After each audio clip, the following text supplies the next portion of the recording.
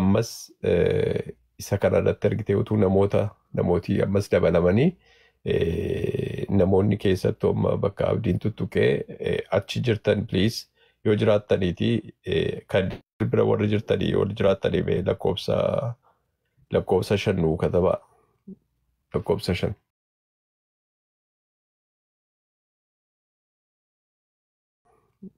lakkoofsa 5. Alfadiloo. Fadiloo moo okay fadiloo achi jira ganama achi deemaa jirra jecha inni poosatu argeera achi jiru jechuudha. So isa qunnama inni yaada isinitti kenna kan inni reefu dubbadilleen kanuma laale yaaduma abdiin jedhe kana jalqaba sila utuu wal'aansa isaatiif nu tariifachuu caalaa namoonni achi jiran sun itti dhiyeenyanii fakkeenyaaf Abdusalaam Faas achi jiru Dr. Awwala Lollee achi jiru namoota bebbeekamoo namoota gurguddoota achi jiru amma Shukrii faa gaawwanneetti jechuudha biyyuma sana keessa jiru biyya naannoo tokko jiraatu so walitti dhufanii I think waan kanaaf furmaata waaraa kaa'uu hin danda'an jedheetanii yaada.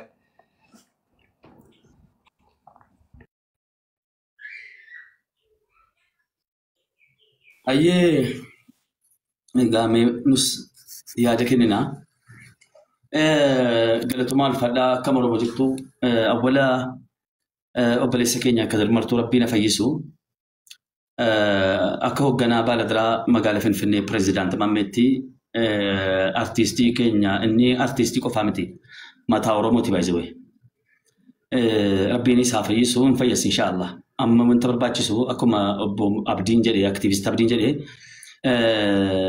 koreen ijaaramee namoonni jajjabaa malee artistoota keenya ammas jara qaqaalii hunda waamanii fidanii akkasitti TikTok irratti bu'aan argamu wayii jechuun kan inni maqaa fuudhee deemu jira.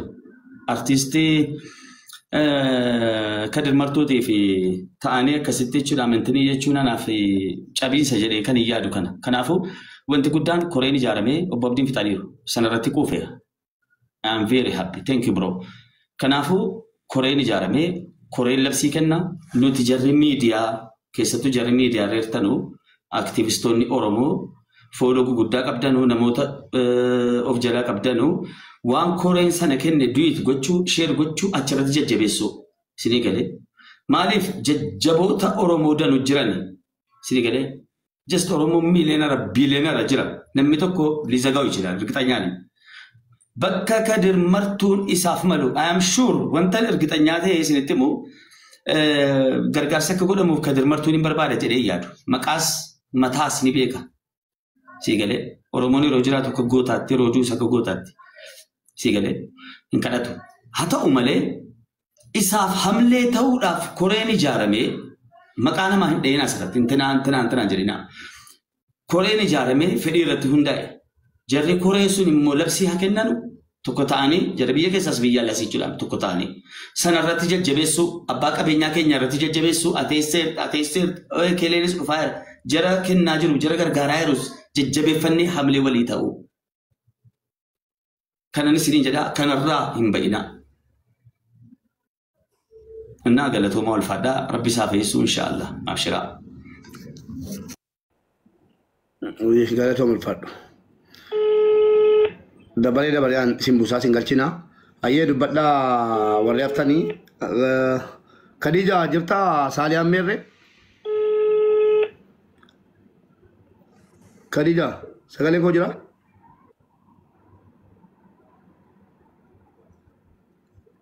sagaleen kiyya jira sagaleen kiyya jira namatti barbaadu jira Khadija as duudee biiti Saaliyaatti nu waliin qabaanitti dabalaan jira. Kabarna bilbil kamar yeroo seente stuudiyoon jira rakkoon qabu naa bilbil jedhee tiktookiin qabu jedhee garuu nan banadha jedhee barataa irra ta'een beeku.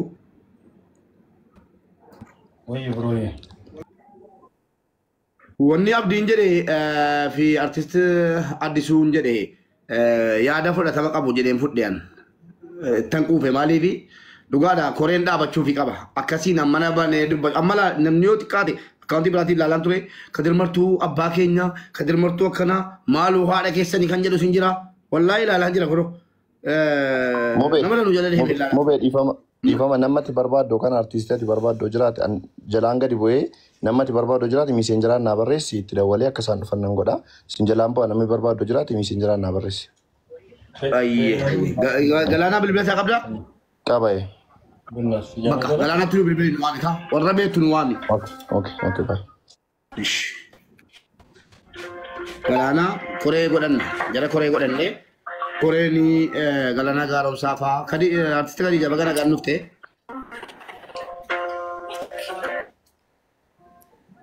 Namatti bilbilaa jirti isiinis anis asii namatti bilbilaa isiin immoo sheeriin dhaabinaa.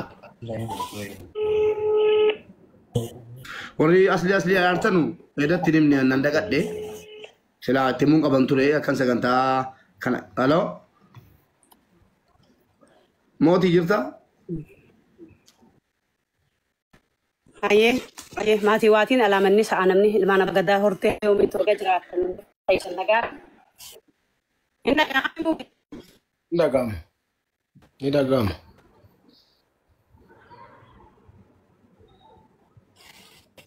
Mobeeli dhaga'ami? Ayyee. Sana nuti asitti fufna isinis warri biyyaala achitti fufaati. Waan silaa danda'amu godhaa nuti sasii waan danda'amu ni goonaa kana deebinee amma sa'aata akka booda qaamaa wal agarree wal mari'achuuf. Tufaa kiyyan dhaga'amaa? Amma akka jedhame amma bakka ijoolleen jiran Abdii Geetaachoo artist Addisuu Karrayyuu illee ni jira Khadijaa illee dhuftee jirti namoota hedduudhaan nama 1,500 ol teenyee mari'ataa jirra. Artist Qamar Yuusuf illee ni dhufa inni eegaa turre Saaliyaa akkasumas artistoonni ni dhufu. Koree kennachuu barbaanne amma akkasin amma deemaa jirtanutti isin qobaatti obbo Yaadataa isinii Taaddalaa akkas qobaatti deemtaniinis qobaatti deemurra koree isin godhannee isin jala deemna galaanaa fa'aa dabalatanii nu dhuftanii marii goone amma mariin ati dhufteen waliin gootu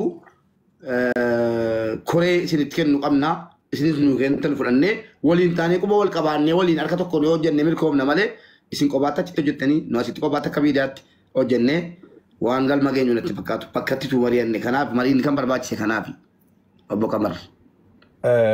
Asumaani mube Qamaritti naa himi jechumaan yoo dhagaa ta'e. Qamar artista Addisuu tokko si dubbisuuf dhiifama haasaa kenna addaan kutee. Qoy al tokko kana dhiyoon na fitachiis. Waanuma amma naan jette kana Taaddalatti bilbiltee maan dubbifte. Taaddalaa Gammachuutti bilbileera. Bilbilaaf rakkoo qaba. Kadijannaa kennitti ka Taaddalaa isa sirriiti miti kan Taaddasaa Moomaal gaazexeessaa tokkooti. In arganne bilbila Taaddalaa. Ish naa kenne yoo barbaadde asuma asirratti ayyee.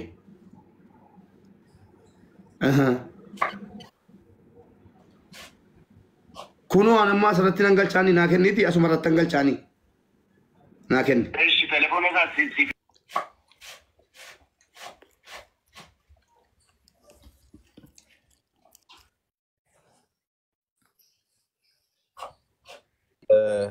Mube ammasti nanaasa'a waan ta'uu qabu achumaan Qamariin hubachiisu tokko biyya keessaa Galaanaa fi Taaddalaa fi Qamaraa dhufanii raayyaa abbaa macaatti dabala.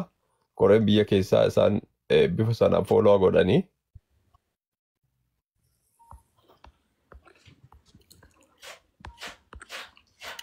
Artistoota shamarreenis itti dabaluu dandeenya hunda isaaniiyyuu kan ijaafaa jiru Saaliyaanis jirti.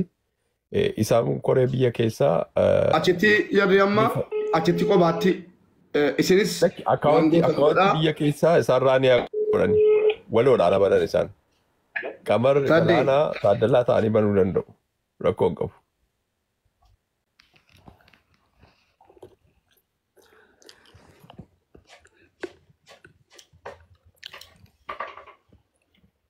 Hayyee waa dubbadhu mube dubbachaa jirna fakkaate mubeen.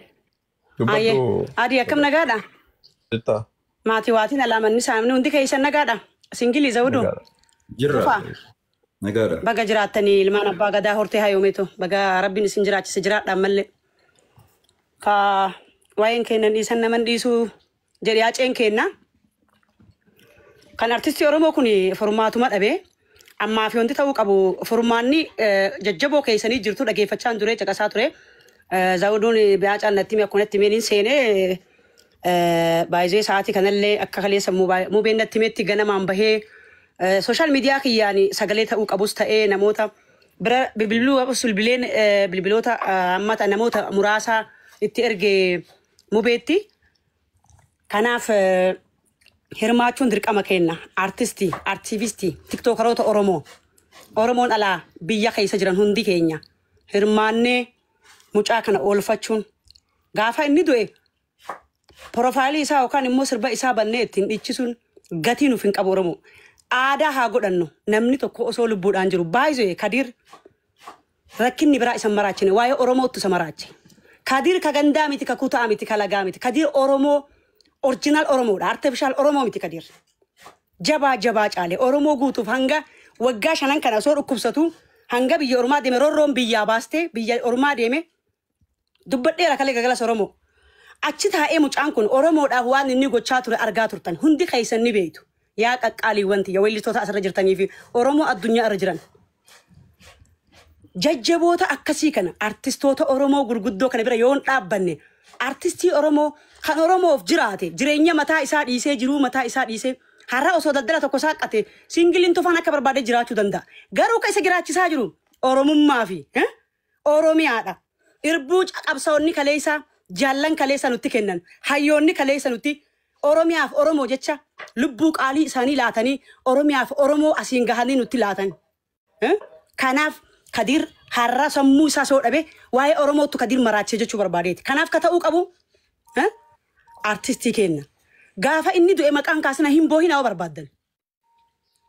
Abbootii qabeenyaa maalii gala malee osoo inni lubbuudhaan jiru hanga aangawoota mootummaatiin baatutti hin jedhaan. Kadir gaafa wayyaaneedhaa barnama jaalladheeti miti barnoota dhiisuuni olola dharaati maa falmitanuuni ajaa'ibumaa kunis baasumaa mee dhugaa awwaaluu. Mucaa kun bara saba kanaa jiraate jiruu mataa isaa jiruu ijoollee isaa jiruu haadha manaa isaa miti saba kanaaf jiraate umrii isaa guutuu namni Kadir martuu wallaale hin jiru. Osoo sheekii qeesii hin jenne dhimma abbaa gadaa namni ta'e hortee haadhomeetoo namni guutuun gama danda'uun wareegama kafaluu fi qabu Kadirii kaffalamee kanaa ol nuu kaffale fayyifamee mucaa yaallamee akkuma kalli dubbachaa turre haalli hundi fi hanga konkutti